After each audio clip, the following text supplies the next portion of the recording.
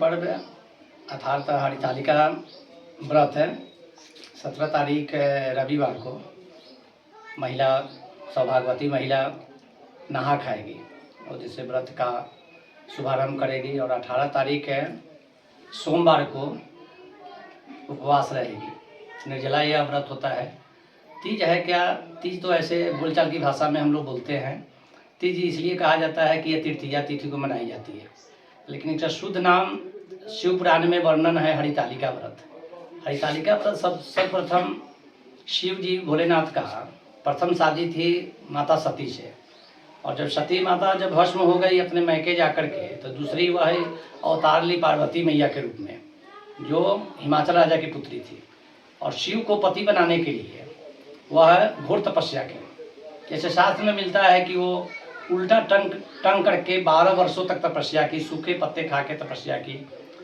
सावन भादों के महीने में वो जल में वर्षा में बैठ करके तपस्या करती थी। इस प्रकार से घोर तपस्या करने के पश्चात वह शिव को अपना पति बनाना चाहती थी, भोलेनाथ को पति बनाना चाहती थी। किंतु कल्प का वृत्तांत यह हुआ कि ब्रह्मा इत्यादि देवता ने पार्वती जी की शादी विष्णु भगवान से करना चाहते थे। यह जब पार्वती मैया को जानकारी हुई कि हम तो पहले ही शिव को पति मान चुके हैं, तो वह घर छोड़ करके हिमाचल राजा के राज दरबार छोड़ करके वन में जा करके तपस्या करने लगी। तपस्या करते करते जब वह भाद्रपद मास के तृतीया तिथि जब प्राप्त हुई शुक्ल पक्ष के, तो हिमाचल राजा पुत्री को खोजते हुए वहां पहुंचे, जो अपने सखियों के साथ एक गुफा में जाकर के तपस्या करी। तो वहीं पर हिमाचल राजा को पुत्री पार्वती मिली। पूछी हिमाचल राजा पूछे कि पुत्री पार्वती, तुम यह घोर जंगल में क्यों आ गई? तो पार्वती मैया बताई कि हम पहले ही अपने आप को शिव जी के हाथों सौंप दिया था।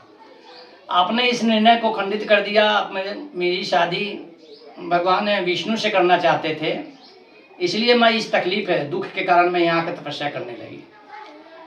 उसी दिन हिमाचल राजा ने पार्वती मैया के पिताजी ने निर्णय किया कि तुम्हारी पुत्री तुम्हारे इच्छा के विरुद्ध है, मैं कुछ नहीं करूँगा, और यह तुमको आश्वस्त करते हैं कि तुम राज दरबार चलो, घर चलो, और तुमको भगवान शिव से ही शादी करेंगे। और वही भोलेनाथ से शादी हुई पार्वती मैया का।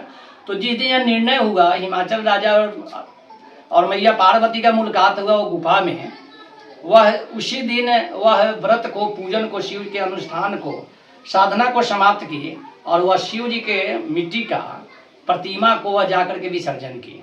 और पार्वती मैया ने वरदान दिया कि आज के बाद सौभाग्यवती स्त्री अपने सौभाग्य की अखंड सौभाग्यता के लिए, सौभाग्य की रक्षा के लिए, पति के लंबी आयु के लिए, पुण्य फल प्राप्त करने के लिए यह भाद्रपद मास के शुक्ल पक्ष के तृतीया तिथि को जो उपवास रहेगी और शिव जी के भोलेनाथ के पंचोपचार, खुटसोपचार, दसोपचार पूजन करेगी, मंदिर में जाकर के दर्शन करेगी, उसका अखंड सौभाग्य की प्राप्ति होगी।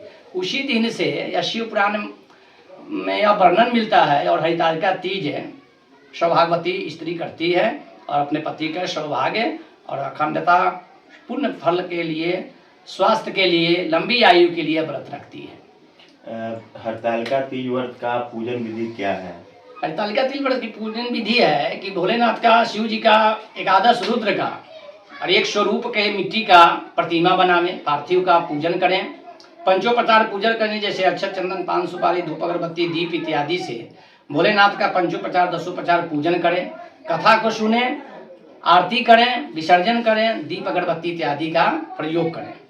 यह व्रत जैसे 18 तारीख को तृतीया तिथि का उदय है, सूर्य का उदय तृतीया तिथि में हो रही है, तो सूर्योदय के बाद 18 तारीख को सूर्योदय के बाद, सोमवार को सूर्योदय के बाद और अर्धरात्रि के 2 घंटे अंत तक हरितालिका व्रत का पूजन, शिव भोलेनाथ का, भगवान शिव का पूजन करने में कोई दोष नहीं है, अच्छा मुहूर्त है। इस साल बहुत महत्व है यह तीज व्रत का, इसलिए कि 2 मास भी लगा है, और 2 मास में के बाद भी जो कोई व्रत आता है तो वह बहुत पुण्य फल होता है। ऐसे तो भाद्रपद मास सभी महापुरुषों का जन्म हुआ था, जैसे विश्वकर्मा पूजा होता है, गणेश जी महाराज का जन्म हुआ है, अवतार लिए थे। इस प्रकार से जो है सो यह भादो मास सबसे उत्तम है। यह 30 दिन पुण्य मुहूर्त ही माना जाता है। लेकिन हरितालिका व्रत के दिन यह 24 घंटे का 18 तारीख का सूर्योदय से लेकर के 19 तारीख के सूर्योदय तक बहुत अच्छा शुभ मुहूर्त है व्रत रखने का, पूजन करने का, आराधना करने का, और शिवमय व्रती के लिए बहुत उत्तम है, महत्वपूर्ण है।